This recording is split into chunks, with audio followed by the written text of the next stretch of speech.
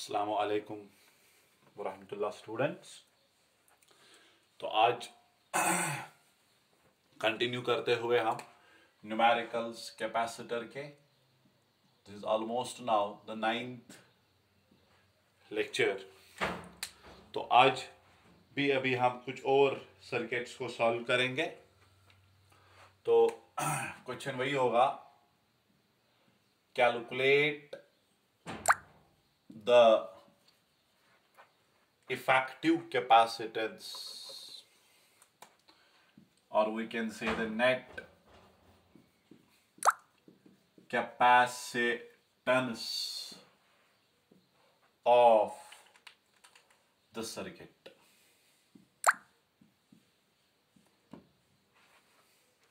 तो सर्किट ऐसे में दे रहा हूं,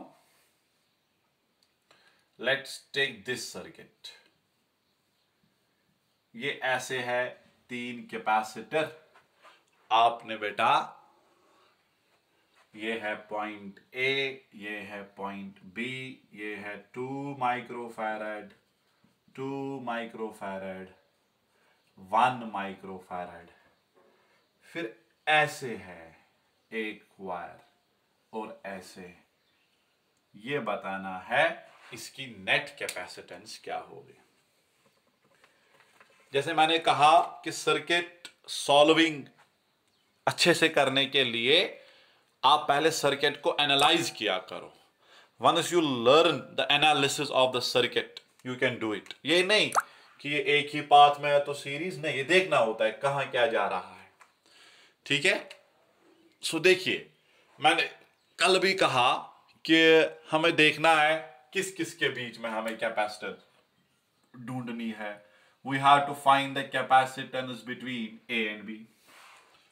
तो क्या किया करो, आप ए और बी के साथ ही बैटरी को जोड़ा करो, लाइक दिस। जोड़ा मैंने, यानी सिंपली मुझे ए से बी तक जाना है। I have to go from A to B. देखिए बेटा, अगर आप यहां देखेंगे, ये ए से आप जा रहे हैं, यहां पर 2 कनेक्शंस निकल रहे हैं। कितने? 2। ये मान लो अभी तक ए ही चल रहा था, फिर कैपेसिटर आ रहा है, इसको नाम देंगे दूसरा कुछ पी। ठीक है, ये ए देखो, ए यहां से एक वायर से कनेक्ट हो रहा है, ये भी ए ही बनेगा। क्यों?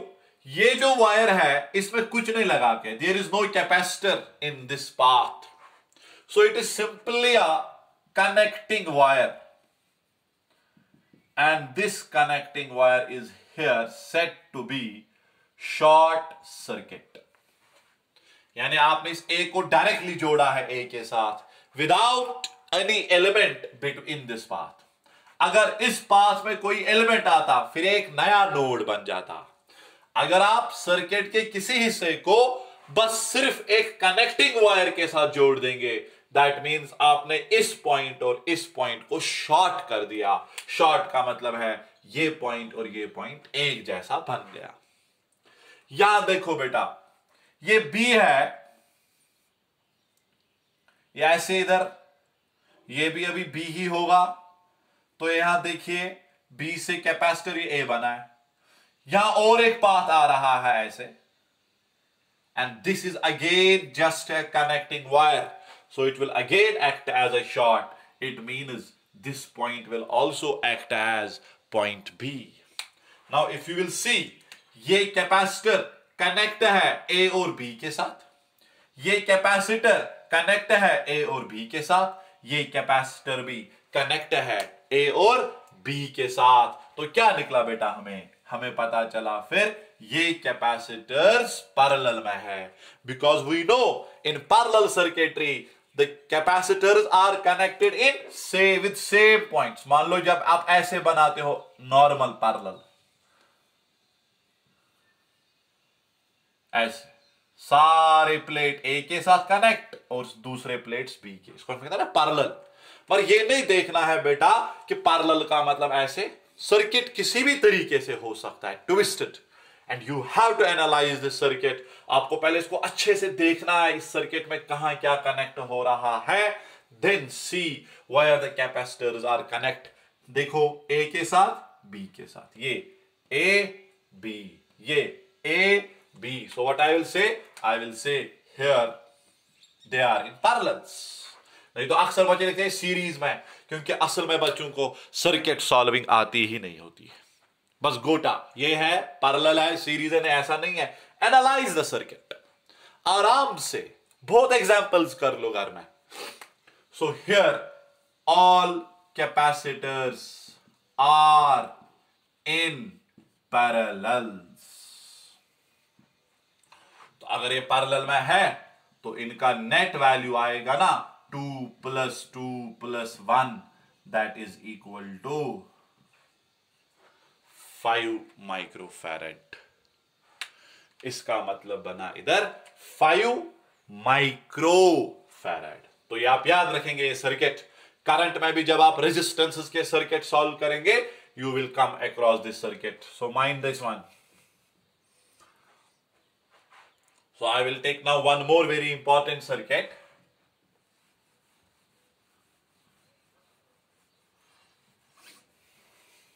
अब ऐसे सर्किट है,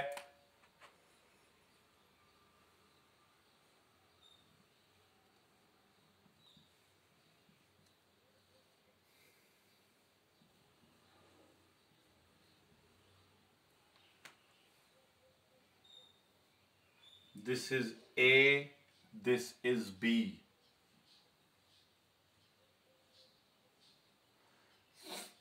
It is 2 microfarad,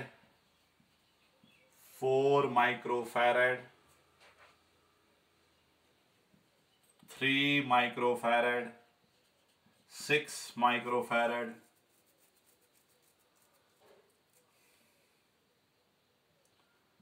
1 microfarad। तो एक मैंने सर्किट बना दिया, आपको निकालना है capacitance between A and B.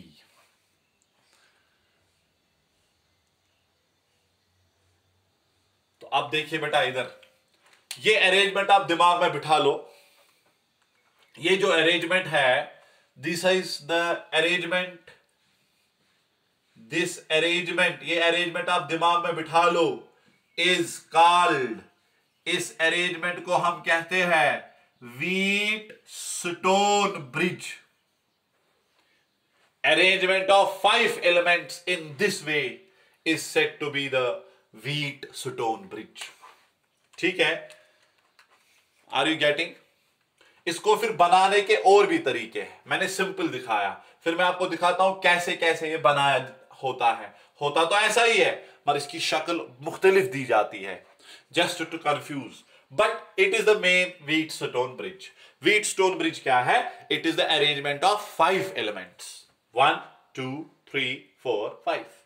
ठीक है, अब इस Wheatstone bridge में सबसे पहले आपको देखना है, ये क्या ये बैलेंस्ड है? बैलेंस्ड का मतलब है इन दो का रेशियो, इन दो के रेशियो के बराबर अगर आएगा, तो यहां पे आप देखो, हियर 2/4 कितना आएगा? 1/2। ऑल्सो 3/6 इन दो का रेशियो, वो भी 1/2। यानी अगर आप नाम दे दो C1, C2, C3, C4, अगर बेटा व्हीटस्टोन ब्रिज के सर्किट में C1/C2, C2 ये बराबर आता है C3/C4, इसको फिर कहा जाता है बैलेंस्ड व्हीटस्टोन ब्रिज। और अगर ये बैलेंस्ड व्हीटस्टोन ब्रिज है, तो ये वाला जो होता है 1 माइक्रोफैरेड, वहां से कोई भी चार्ज नहीं जाएगा, no charge will go through this, यानी ये काम ही नहीं करता है। ठीक है, मगर कब? जब ये बैलेंस्ड बनेगा। बैलेंस्ड बनने के लिए बेटा क्या कंडीशन है? इन दो का रेशियो C1/C2 बराबर होना चाहिए C3/C4 के। आप इस प्रिंसिपल को प्रूव भी करेंगे करंट इलेक्ट्रिसिटी के टॉपिक में। इन दो का रेशियो इन दो के बराबर होना चाहिए, ठीक है। या फिर अगर आप इसको क्रॉस भी करेंगे या ऐसे भी निकलेगा C1/C3 C2/C4। जब ये ऐसा होगा, इन दो का रेशियो इन दो के बराबर, ये बनेगा बैलेंस्ड व्हीटस्टोन ब्रिज। जब ये बैलेंस्ड व्हीटस्टोन ब्रिज बनेगा, याद रखो यहां से कोई भी करंट सर्किट में नहीं जाएगी, यानी ये वाला पाथ बेकार बन जाएगा। तो हम इसको फिर ऐसे बना सकते हैं, मगर जब ये बैलेंस्ड होगा, otherwise not, otherwise we have to solve it. ऐसे अब है, ये वाला पाथ दिखाना नहीं है। This is 2 3 4 6।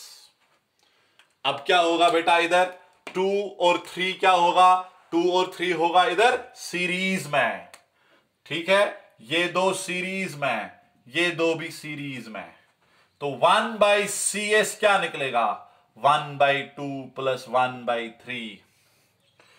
जब आप इसको एलसीएम देंगे बनेगा 5/6, यानी CS बनेगा हमारा इधर 6/5। फिर ये दो भी सीरीज में, देखो वो दो भी सीरीज में, तो देखिए ऑल्सो 4 और 6 भी सीरीज में, 1/4 + 1/6 10/24, दैट विल बी 5/12। रिस्प्रोकल कीजिए 12/5। अब क्या हुआ मसलन, इधर अब हुआ क्या, अब बेटा इधर एक ऐसा सर्किट हम बनाएंगे। अब इधर दो नहीं रखने हैं, अब मैंने इन दो का वैल्यू निकाला ना, इन दो का वैल्यू मैंने निकाला 6/5, इन दो का भी मैंने वैल्यू निकाला 12/5, इन दो का भी मैंने वैल्यू निकाला 12/5। अब ये दो पैरेलल में, you will get the net capacitance. तो क्या आएगी इसकी net capacitance, therefore C net 6/5 + 12/5। Solve कर दो, 18/5 इज द आंसर। क्या आएगा इसका आंसर बेटा, 18/5। मगर ये तब होगा जब ये बैलेंस्ड होगा, और बैलेंस्ड होने के लिए ये कंडीशन। तो जब भी आप ये सर्किट देखा करो, इसकी आप तस्वीर अपने दिमाग में छपा डालो। जब भी आप ये सर्किट देखा करो, पहले चेक करो इन दो का रेशियो, इन दो का रेशियो। अगर सेम आ रहा है, सवाल खत्म। और एक चीज इसके बारे में, अगर मैं हर एक रखता सेम 2 2 2 2, अगर मैं रखता हर एक 2 2 2 2, तो मेरा आंसर भी 2 ही आता।